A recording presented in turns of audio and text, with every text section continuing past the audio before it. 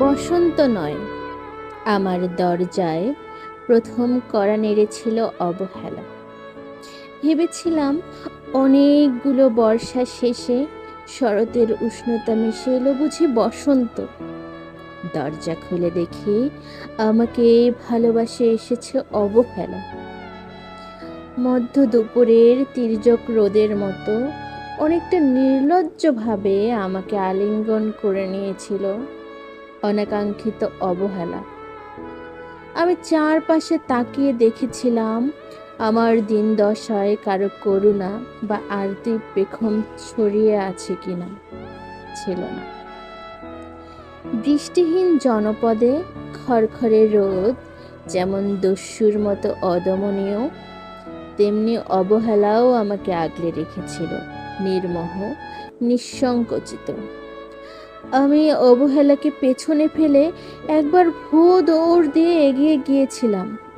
তখন দেখি আমার সামনে কলহাস্যে দাঁড়িয়েছে উপেক্ষা। উপেক্ষার সঙ্গেও একবার কানামাছি খেলে এগিয়ে গিয়েছিলাম তোমাদের কোলাহল মুখর আনন্দ সভায়। কি মিলেছিল? ঠোঁট উল্টানো ভর্ৎসনা আর অভিশপ্ত অনুরার মতো একতাল অবজ্ঞা। তাও সয়ে গিয়েছিল একটা সময়। ধরেই নিয়েছিলাম আমার কোনো কালেই হবে না রাবেন্দ্রিক প্রেম। তোমাদের জয়গানে করতালিতে নত যেন থেকেছিল আমার চাপা আক্ষেপ, লজ্জা। বুঝে গিয়েছিলাম জীবনানন্দময় স্বপ্ন আমাকে ছোবে না। জয়নুলের রং নিয়ে কল্পনার বেসাতি, হারানো দিনের গানের ঐন্দ্রালিক তন্ময়তা বা ফুল, পাখি, নদীর কাব্যালাপে কারা মশগুল হলো, এ নিয়ে কৌতূহল দেখাবার দুঃসাহস আমি দেখাইনি কখনো। এত কিছু নেই জেনেও নজরুলের মতো বিদ্রোহী হব সেই অমিত শক্তিও আমার ছিল না, মেনে নেয়ার বিনয়টুকু ছাড়া। আসলে আমার কিছুই ছিল না, শুধু ছিল অবহেলা, উপেক্ষা আর অবজ্ঞা।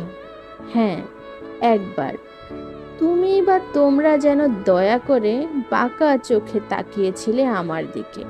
তাচ্ছিল্য নয়, একটু মায়াই যেন ছিল। হতে পারে কাপা আবেগও মিশ্রিত ছিল তোমার দৃষ্টিতে। ওইটুকুই আমার যা পাওয়া। আমি ঝরে যাওয়া পাতা, তুমি ছিলে আকস্মিক দমকা হাওয়া। তারপরও অবহেলার চাদর